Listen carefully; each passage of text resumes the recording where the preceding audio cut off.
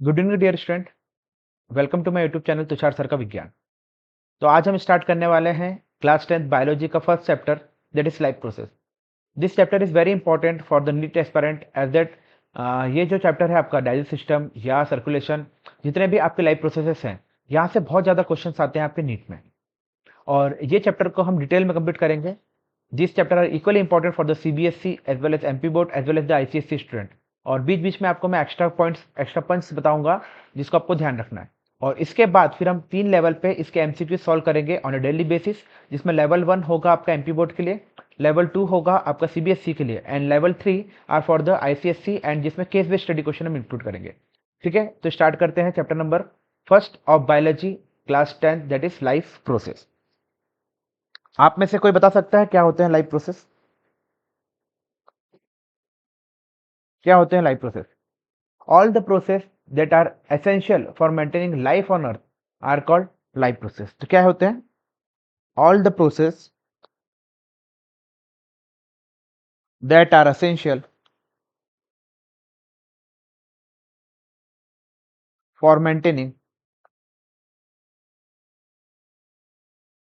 For maintaining life on earth are called life process. ठीक है, तो लाइफ प्रोसेस क्या होते हैं बेटा? All the process that are essential for maintaining the life on earth are called life process.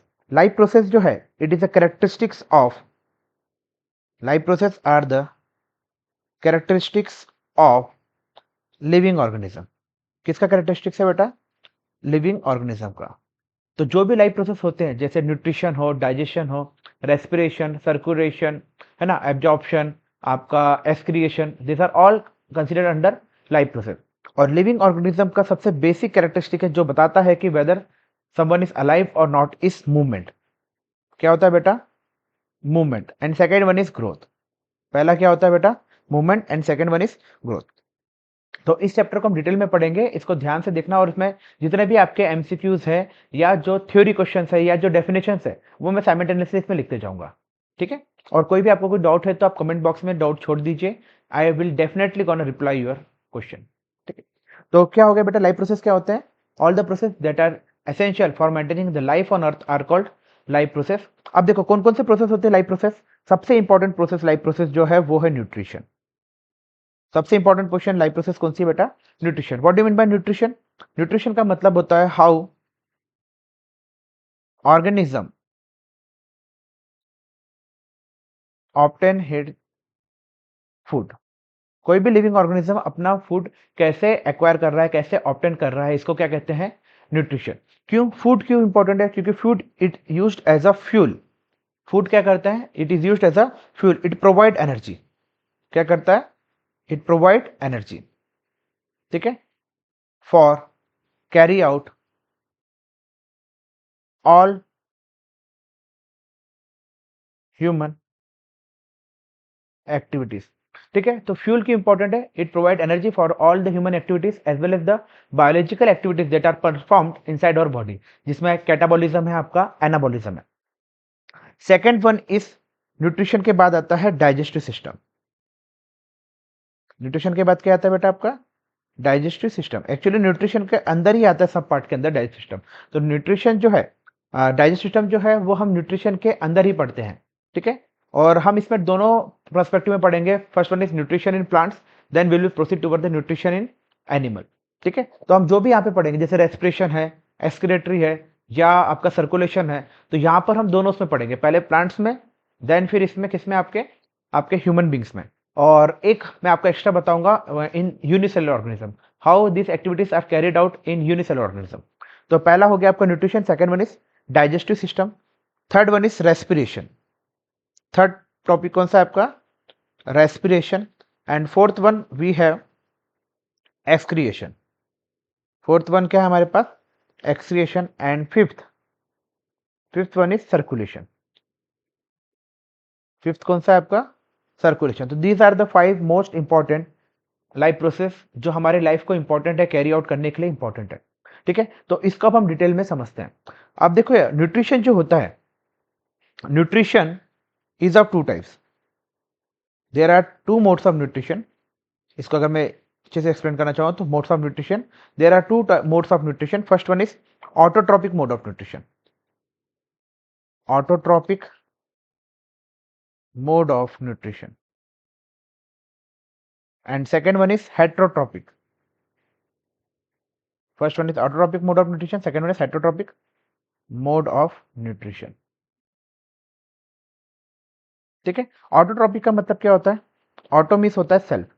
Auto का मतलब क्या होता है बेटा? सेल्फ. एंड ट्रॉपिक मीन्स होता है नरिशमेंट. ट्रॉपिक मीन्स क्या होता है?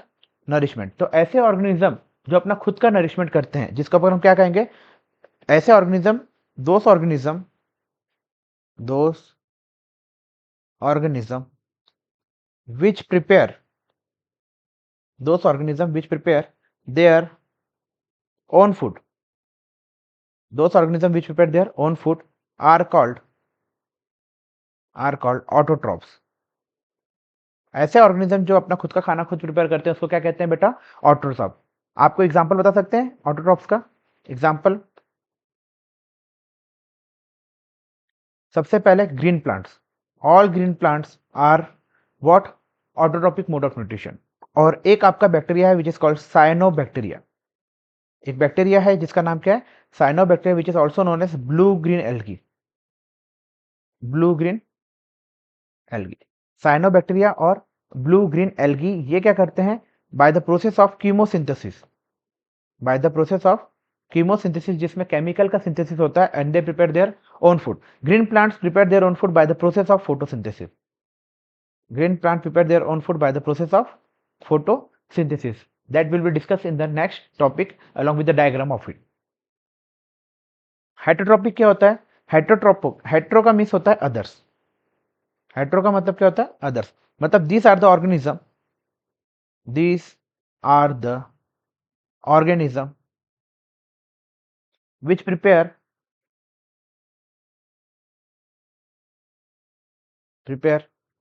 which obtain their food, which obtain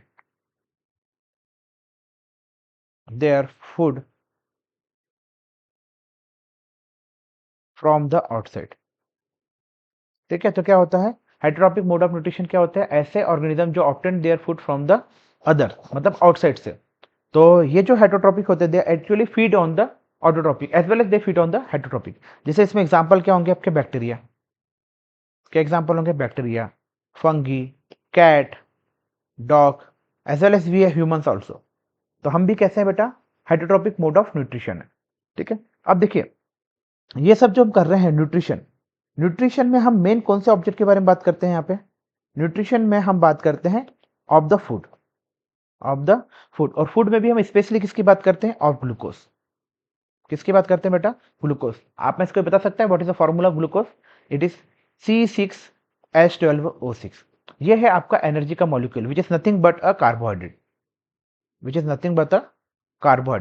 यही ग्लूकोज जो है C6H12O6, it get stored into the plant in the form of starch. किसके फॉर्म में स्टोर होता है? In the form of starch. तो ये जो न्यू फूड है, इट प्रोवाइड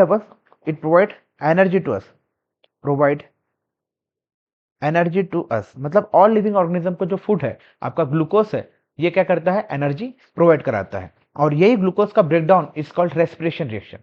तो in the next topic of respiration we study about the breakdown of glucose. अब देखिए इसमें, अब हेटरोट्रॉपिक को हमको और डिटेल में पढ़ना है. मोड ऑफ न्यूट्रिशन में ऑटोट्रॉपिक हो गया आपका एंड हेटरोट्रॉपिक. अब हम इसके बाद पढ़ने वाले हैं क्या आपका? हेटरोट्रॉपिक के टाइप्स. देखिए heterotrophic mode of nutrition. Heterotrophic mode of nutrition. Heterotrophic mode of nutrition are of 3 types. सबसे पहला होता है आपका सेप्रोफाइटिक मोड ऑफ न्यूट्रिशन, मतलब saprophytic. Second one is saprophytic है पैरासाइटिक. सेकेंड क्या है आपका? Parasitic. And third one is holozoic. ठीक है. तो heterotrophic mode of nutrition are of 3 types. First one is saprophytic, second one is parasitic and third one is holozoic. सेप्रोमिस मतलब क्या होता है? आपको पता है बेटा सेप्रो का मतलब क्या होता है? सेप्रोमिस होता है रोटन. जो होता है ना आपका सड़ा हुआ, गला हुआ, इसको क्या कहते हैं? रॉटन। What is the other name of रॉटन? Decaying. क्या नाम होता है बेटा? डिकेइंग। तो ऐसे ऑर्गेनिज्म जो अपना खाना, जो फूड है, that acquired from the dead और decaying organism are called saprophytes. उनको क्या कहते हैं? सेप्रोफाइट। तो सेप्रोफाइट मोड्स ऑफ न्यूट्रिशन कैसा है इसमें? Organism obtain its food. Organism obtained its food from decaying or dead matter. Organism obtained its food from decaying or dead matter. ठीक है? डिकेइंग और डेड मैटर। इसके एग्जाम्पल क्या होंगे आपके? देखिए इसके एग्जाम्पल है, सबसे पहले आपके बैक्टीरिया। आपके कौन है? बैक्टीरिया। और second one is fungi. Bacteria and fungi, they are also known as decomposers. Because they decompose the dead और डिकेइंग मैटर। फंगी का सबसे इंपॉर्टेंट एग्जाम्पल आपको पता है बेटा, जो भी ये इसमें काम करता है? मशरूम। हाँ, वही मशरूम बेटा जो आप खाते हो घर पे। जो मशरूम आप खाते हो, it is a type of fungi. आप जो घर पे मशरूम खाते हो, it is called button mushroom. जिस टाइप का होता है ना बेटा शेप, इस शेप का जो मशरूम होता है, it is called button mushroom. ठीक है? जो आप घर पे खाते हो, इसको क्या बोलते हैं? Button mushroom. और एक मशरूम होता है इस टाइप का पतला सा। ठीक है? इसको क्या कहते हैं? Enoki mushroom. क्या कहते हैं बेटा इसको? Enoki mushroom. They are used in Chinese food item, in soup. ठीक है? और ये हम घर पे फूड में यूज करते हैं। तो सेप्रोफाइट्स क्या होते हैं आपके? Saprophyte are the organism which obtain their food from the dead and decaying organism. Second one is parasitic. Parasitic का मतलब क्या होता है? पैरासाइट वो ऑर्गेनिज्म होते हैं जो किसी बॉडी के ऊपर में होस्ट, जो आपकी बॉडी है जिसके ऊपर बोलते हैं होस्ट, उसके ऊपर घर बना के रहते हैं। ठीक है? ये कुछ नहीं करते, सिर्फ जो भी आपका होस्ट है उससे न्यूट्रिशन को सकअप करते हैं। क्या करते हैं? न्यूट्रिशन को सकअप। जैसे आपने देखा अमरबेल, अमरबेल कसकटा, अमरबेल या कसकटा जिसको इंग्लिश में बोलते हैं। ठीक है? ये कैसा है? एग्जांपल है आपका पैरासाइट का। तो डेफिनेशन क्या होगी बेटा इसकी? ऑर्गेनिज्म, पैरासाइट्स क्या होते हैं? Parasites are the organism, parasite are the organism, ठीक है, which obtain its food from the body of another living organism, from the body of another living organism. Example देखो, अगर सपोज कोई काऊ है, तो काऊ के बॉडी के ऊपर में इंसेक्ट्स रहते हैं, या जैसे आपके ह्यूमंस है, ह्यूमंस के ऊपर लाइस रहते हैं आपके जुए, तो वो भी क्या है? आपके पैरासिटिक मोड ऑफ न्यूट्रिशन है। होलोजोइक, देखिए होलोजोइक में क्या होता है? Holozoic nutrition, mode of nutrition हम ह्यूमंस लोग करते हैं। कौन करते हैं? हम ह्यूमंस लोग। ठीक है?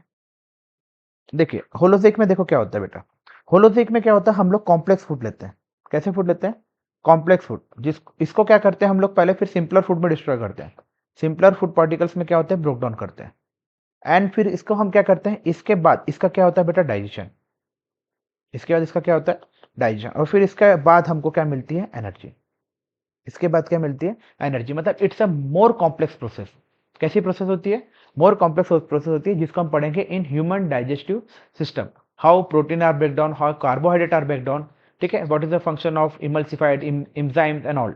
तो ये क्या होते हैं इसके? What do mean by holozoic mode of nutrition? अगर डेफिनेशन हम लिखे फॉर एग्जाम में लिखने के लिए, तो क्या होगा? Organism, organism takes the complex, organism takes the complex organic food, complex organic food material, organism takes the complex organic food material into the body by the process of by the process of ingestion, by the process of ingestion. What do you mean by ingestion? Ingestion का मतलब होता है intake of food, and the ingested food are digested। जैसा आपको बताया मैंने, ingested food का क्या होता है बेटा? आपका डाइजेशन। एंड देन जो अनडाइजेस्टेड फूड है, and then the undigested food and the undigested food are thrown out of the body. और इस प्रोसेस को क्या कहते हैं? इजेशन। तो इंजेशन का मतलब क्या होता है? Intake of food, and egestion is output of food. अब देखो हमको यहाँ पे पढ़ना है सबसे पहले न्यूट्रिशन प्लांट, तो that will discuss in the tomorrow's lecture, and that process called photosynthesis. तो फोटोसिंथेसिस बहुत ही इंपॉर्टेंट टॉपिक है, इससे सबसे ज्यादा केस बेस्ड स्टडी क्वेश्चन आते हैं, और यहाँ से बहुत छोटे छोटे क्वेश्चन बनते हैं, जैसे name the element that are present in the leaves of a plant, या ऑक्सीजन जो लिबरेट हो रही है आपकी 6O2, ये कहाँ से ब्रेक डाउन होकर बनती है? From the water molecule.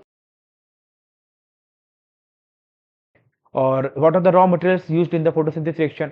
क्या फोटोसिंथेसिस रिएक्शन नाइट में हो सकता है क्या? या what are the rays required to take place in the photosynthesis reaction? और ऐसे बहुत सारे क्वेश्चन। तो आप कमेंट करके बताइए आपको लेक्चर कैसा लगा, और इसका पार्ट 2 आपको चाहिए या नहीं चाहिए, कमेंट करके जरूर बताइए। Thank you.